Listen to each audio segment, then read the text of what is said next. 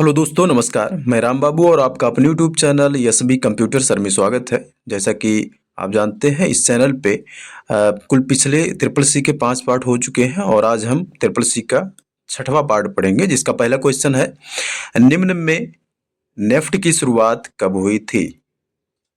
ए 2008, B 2005, सी 2010, D 2004।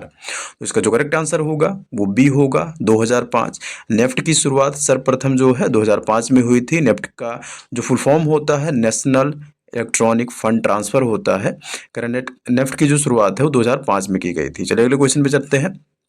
अगला question है, निम्न में से आयकर सेतु ऐप किससे संबंधित है? A banking, B income tax, C social network, D all of these. तो इसका जो करेक्ट आंसर होगा वो बी होगा, इनकम टैक्स। चलिए अगले क्वेश्चन पे चलते हैं। अगला क्वेश्चन है, निम्न में से सीपीयू का पूरा नाम क्या है? या पूछा जा रहा है सीपीयू का फुल फॉर्म क्या है?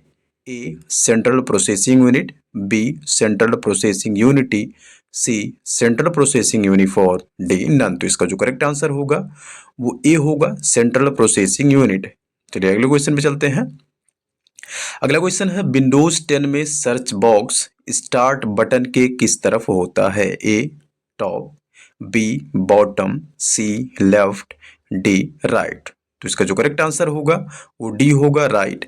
विंडोज 10 में जो सर्च बॉक्स आता है, सर्च करने वाला जो होता है बॉक्स, वो हमारे स्टार्ट बटन के जस्ट राइट साइड होता है। चलिए अगले क्वेश्चन में चलते हैं। अगला क्वेश्चन है, निम्न में से कौन सा एक ऑपरेटिंग सिस्टम सॉफ्टवेयर नहीं है? ए विंडोज 89, बी विंडोज एक्सपी, सी एमएस डॉस, जिसका फॉर्म एमएस का होता है माइक्रोसॉफ्ट और डॉस का होता है disk operating system, D Unix. तो इसका जो करेक्ट आंसर होगा वो ए होगा, विंडोज 89। विंडोज 89 नाम का कोई भी ऑपरेटिंग सिस्टम सॉफ्टवेयर नहीं है। बाकी विंडोज एक्सपी, एमएस डॉस और यूनिक्स, ये सारे ही हमारे ऑपरेटिंग सिस्टम सॉफ्टवेयर होते हैं। चलिए अगले क्वेश्चन पे चलते हैं। अगला क्वेश्चन है, निम्न में से कौन सा यूएसबी के द्वारा कनेक्ट नहीं किया जा सकता है? यूएसबी का जो फुल फॉर्म होता है वो होता है यूनिवर्सल सीरियल बस। कह रहा है कि कौन सा यूएसबी के माध्यम से इसमें कनेक्ट नहीं होता है? A monitor, B printer, C mouse, D hard disk drive. तो इसका जो करेक्ट आंसर होगा वो डी होगा, हार्ड डिस्क ड्राइव। जो हार्ड डिस्क ड्राइव होता है ये हमारा यूएसबी से कनेक्ट नहीं होता है। बाकी मॉनिटर, प्रिंटर और माउस ये सारे ही हमारे यूएसबी कनेक्टर होते हैं। चलिए अगले क्वेश्चन पे चलते हैं। अगला क्वेश्चन है, निम्न में से एक रोबोट भुजा क्या कहलाएगी? ए आर्म, बी रोबोटिक मैनिपुलेटर, सी रोबोटिक आर्म, डी नन। तो इसका जो करेक्ट आंसर होगा वो बी होगा, रोबोटिक मैनिपुलेटर। चलिए नेक्स्ट क्वेश्चन पे चलते हैं। नेक्स्ट क्वेश्चन है, निम्नलिखित में से डिलीट कुंजी दबाने से लिब्रे ऑफिस से किस तरफ का अक्षर डिलीट होता है? A left, B right, C centre, D none. तो इसका जो करेक्ट आंसर होगा वो हमारा बी होगा, राइट। जब भी हम लिब्रे ऑफिस में डिलीट कुंजी दबाते हैं तो हमेशा डिलीट की से क्या होता है, डिलीट की के जहाँ कर्सर रहता है, कर्सर के जस्ट राइट वाला जो राइट में जो जितने भी टेक्स्ट होते हैं, जितने भी अक्षर होते हैं वो डिलीट होते हैं। जबकि जब हम बैक स्पेस की का यूज करते हैं, बैक स्पेस की दबाते हैं, तो जो कर्सर होता है कर्सर के लेफ्ट साइड के जितने भी टेक्स्ट होते हैं वो डिलीट होते हैं। चलिए अगले क्वेश्चन पे चलते हैं। अगला क्वेश्चन है, निम्न में से कौन सी लिब्रे ऑफिस राइटर में रूलर इंसर्ट करने की शॉर्टकट की है? A control plus shift plus R, B control plus R, C alt plus R, D shift plus R. तो इसका जो करेक्ट आंसर होगा वो ए होगा, control plus shift plus R. अगले क्वेश्चन पे चलते हैं। अगला क्वेश्चन है, निम्न में से किसका उपयोग गणना करने के लिए किया जाता है? A Libre Office Writer, B Libre Office Calc, C Libre Office Impress, D all of the above. तो इसका जो करेक्ट आंसर होगा वो बी होगा, Libre Office Calc. Libre Office Calc में हम गणना कर सकते हैं, कैलकुलेशन कर सकते हैं। चलिए अगले क्वेश्चन पे चलते हैं। अगला क्वेश्चन है, निम्न में से फाइल विजार्ड में कितने चरण हैं? ए 6, बी 7, सी 5, डी 3। तो इसका जो करेक्ट आंसर होगा वो ए होगा, 6। फाइल विजार्ड जो होता है, इसमें कुल 6 चरण होते हैं। चलिए अगले क्वेश्चन पे चलते हैं। अगला क्वेश्चन है, निम्न में से लिब्रे ऑफिस इम्प्रेस में अधिकतम जूम कितना प्रतिशत तक कर सकते हैं? ए 3000%, बी 6000%, सी 5000%, डी 2000%। तो इसका जो करेक्ट आंसर होगा वो ए होगा 3000%। चलिए नेक्स्ट क्वेश्चन पे चलते हैं। अगला क्वेश्चन है, निम्न में से ईमेल पर मेल कहां पर आता है? ए आउटबॉक्स, बी इनबॉक्स, सी सेंट बॉक्स, डी नन। तो इसका जो करेक्ट आंसर होगा वो बी होगा इनबॉक्स। जो ईमेल होता है वो हमेशा इनबॉक्स में आता है या इनबॉक्स में आपको देखने को मिलता है। चलिए अगले क्वेश्चन पे चलते हैं।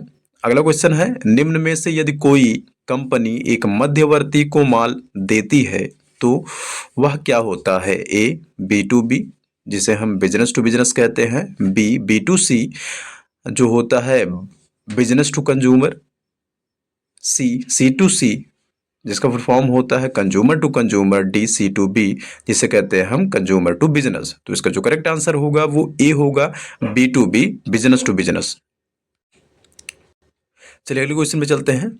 अगला क्वेश्चन है, निम्नलिखित में से कंप्यूटर स्टार्ट और रीस्टार्ट करना क्या कहलाता है? ए boot strapping, B booting, C both, D none. तो इसका जो करेक्ट आंसर होगा वो बी होगा बूटिंग।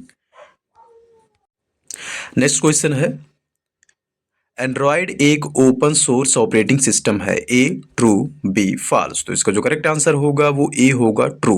एंड्रॉयड जो होता है यह हमारे एक ओपन सोर्स ऑपरेटिंग सिस्टम होता है। चलिए अगले क्वेश्चन पे चलते हैं। अगला क्वेश्चन है, नगद निकासी के लिए क्रेडिट कार्ड और डेबिट कार्ड का उपयोग कर सकते हैं? ए ट्रू, बी फॉल्स। तो इसका जो करेक्ट आंसर होगा वो ए होगा ट्रू।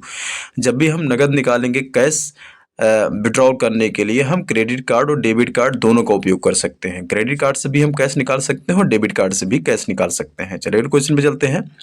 अगला क्वेश्चन है, ट्विटर में किसी को व्यक्तिगत मैसेज करना संभव है? ए ट्रू, बी फॉल्स। तो इसका जो करेक्ट आंसर होगा वो ए है ट्रू। ट्विटर पे हम किसी भी व्यक्ति को पर्सनल मैसेज या व्यक्तिगत मैसेज कर सकते हैं। चलिए अगले क्वेश्चन पे चलते हैं। अगला क्वेश्चन है, डेबिट कार्ड या क्रेडिट कार्ड का उपयोग अनपढ़ व्यक्ति नहीं कर सकता है? ए ट्रू, बी फॉल्स। तो इसका जो करेक्ट आंसर है वो ए होगा ट्रू। डेबिट कार्ड या जो क्रेडिट कार्ड होता है बैंक उसी व्यक्ति को इशू करता है या देता है जिसको पढ़ने लिखने आता है या साइन करने आता है। अनपढ़ व्यक्ति को कभी भी डेबिट कार्ड या क्रेडिट कार्ड नहीं इशू किया जाता है या नहीं दिया जाता है। चलिए अगले क्वेश्चन पे चलते हैं। अगला क्वेश्चन है, ईमेल लिखते समय उसका सब्जेक्ट लिखना जरूरी होता है? ए ट्रू, बी फॉल्स। तो इसका जो करेक्ट आंसर होगा बी फॉल्स। जो ईमेल होता है उसमें सब्जेक्ट लिखना जरूरी नहीं होता है कि जरूरी है कंपलसरी आप लिखो ईमेल सब्जेक्ट तभी आप ईमेल कर सकते हो किसी को। तो ये हमारा जो इसका करेक्ट आंसर होगा वो फॉल्स होगा। चलिए अगले क्वेश्चन पे चलते हैं। अगला क्वेश्चन है, एफ जिसका फुल फॉर्म होता है फ्री सॉफ्टवेयर फाउंडेशन के फाउंडर रिचार्ड स्टॉलमैन है। ए ट्रू, बी फॉल्स। तो जो इसका जो करेक्ट आंसर होगा वो ए होगा ट्रू। नेक्स्ट क्वेश्चन पे चलते हैं। अगला क्वेश्चन है, बारकोड और क्यूआर कोड दोनों एक समान है? ए ट्रू, बी फॉल्स। तो इसका जो करेक्ट आंसर होगा वो बी होगा फॉल्स। बार कोड और जो क्यूआर कोड होते हैं ये दोनों समान नहीं होते हैं। चलिए अगले क्वेश्चन पे चलते हैं। अगला क्वेश्चन है, एक समान नाम से ईमेल एड्रेस बनाया जा सकता है? ए ट्रू, बी फॉल्स। इसका जो करेक्ट आंसर होगा वो हमारा है फॉल्स। एक जैसे नाम से या एक व्यक्ति के नाम से ही ईमेल एड्रेस नहीं बनाए जा सकते हैं। चलिए अगले क्वेश्चन पे चलते हैं। अगला क्वेश्चन है, एटीएम कार्ड में कार्ड की समाप्ति DDMM से दर्शाया जाता है? DDMM का मतलब डेट और मंथ में दर्शाया जाता है। ए ट्रू, बी फॉल्स। तो इसको जो करेक्ट आंसर होगा वो बी होगा फॉल्स। जो एटीएम कार्ड है उसकी समाप्ति जो है वो डेट और मंथ में ना दिखा करके मंथ और ईयर में दर्शाता है कि इसकी जो डेट की समाप्ति है एटीएम कार्ड का एक्सपायर डेट जो है वो मंथ और ईयर में दर्शाता है। चलिए अगले क्वेश्चन में चलते हैं। अगला क्वेश्चन है, इंटरनेट के लिए मानक प्रोटोकॉल TCP/IP है। TCP का फॉर्म ट्रांसमिशन कंट्रोल प्रोटोकॉल और IP का होता है इंटरनेट प्रोटोकॉल।